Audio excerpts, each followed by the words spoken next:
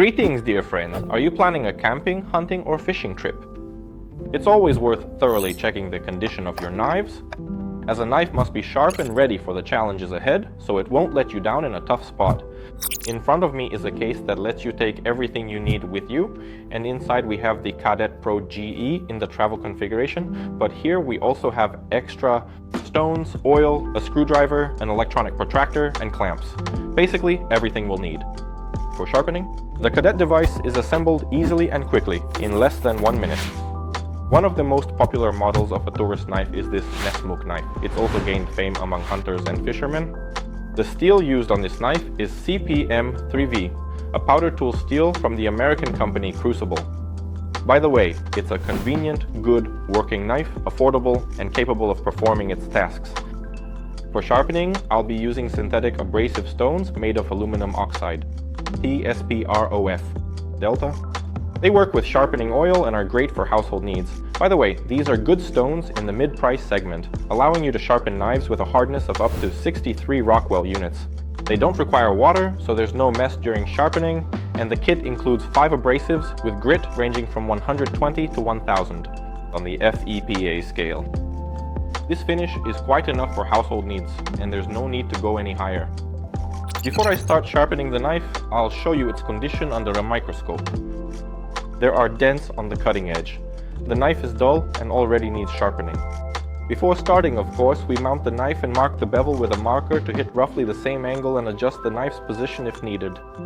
This knife has been sharpened before on a constant angle system, so we won't have to reform the sharpening angle, which will speed up the process by hitting the same angle, and in fact, we won't be removing much metal. A coarse abrasive isn't necessary in this case.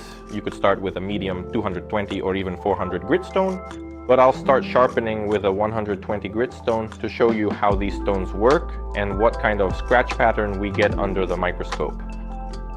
And I'll also demonstrate how these stones perform in general and how much time it will take us to sharpen this knife. We place the stone in the abrasive holder and add some oil. I'm using an oleic acid-based oil specifically for sharpening. Since these are oil stones, it is not recommended to use them with water for sharpening. We match the sharpening angle by following the mark left by the abrasive stone. And then we lock in that sharpening angle. Once we've set the angle, using the Axicube electronic protractor, we can see what angle is set. We'll set it from the start. In this case, we have 20 degrees per side, or a 40-degree total angle, which is optimal for knives intended for camping or hunting. This is the most common sharpening angle, allowing for both a good cut and edge retention. Also, it is important to keep in mind that when working with coarse stones to form your knife's bevel, you should carefully monitor and observe the bevel width on each side of the blade. This is monitored purely visually. If the bevel width is larger on one side, you need to work longer on the side where the bevel is narrower. Sharpen the knife on one side, flip it over, and sharpen the other side. Immediately after sharpening, it's recommended to clean the abrasive stones, because if you leave it, the slurry will dry and be harder to remove. To accomplish this task, I use abrasive cleaning oil. Apply a small amount of the cleaning oil, spread it thoroughly over the entire surface of the abrasive stone, thereby lifting the slurry, and then with a fresh clean cloth, we wipe it off completely. After which our abrasive stone is perfectly clean, and it can already be put away in the box. For storing abrasives, moved on to the next abrasive stone. This is the 220th. As I said earlier, our sharpening is going very quickly.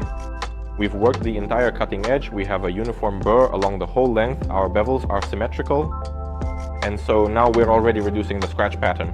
Also, without pressure, we carefully work both sides. By the way, many will surely have the question, how often do they need to be maintained and leveled? With these abrasive stones, I've already sharpened about 10 knives. They're perfectly flat, and in this case, they don't need leveling, dressing, or maintenance. But I must remind you that these stones can be completely ruined in just one single knife sharpening session. For example, if you are reprofiling the entire geometry of a cutting edge, grinding away, let's say, 5 millimeters of blade thickness, then yes, you can certainly dish this abrasive stone, especially if you don't use the entire surface area of the stone. But if we are just talking about regular maintenance sharpening, even with 10 different knives, you simply won't wear out these high-quality stones at all. As you can see, under the microscope, our scratch pattern is already becoming much less visible. Our next stone is the 400 grit stone. We work right on the burr, applying almost no pressure at all to gradually reduce the scratches. And as was previously mentioned, when using these abrasive stones that work with oil, there really isn't nearly as much of a mess as there typically is from those abrasive stones that work with water. No pre-soaking is required beforehand. And this oil-based slurry doesn't just run all over the surface of our bevels while we work. The sharpening process turns out to be significantly cleaner and much more precise. And besides, abrasive stones that work with oil have a substantially more durable and harder bond than water stones, which means these specific stones will wear down much less over time. So, here is the final result after using the 400th grit abrasive stone. We can clearly see that the visible scratch pattern is steadily decreasing. So let's move on to the 600th abrasive. We also install it in the abrasive holder, add oil, everything's the same.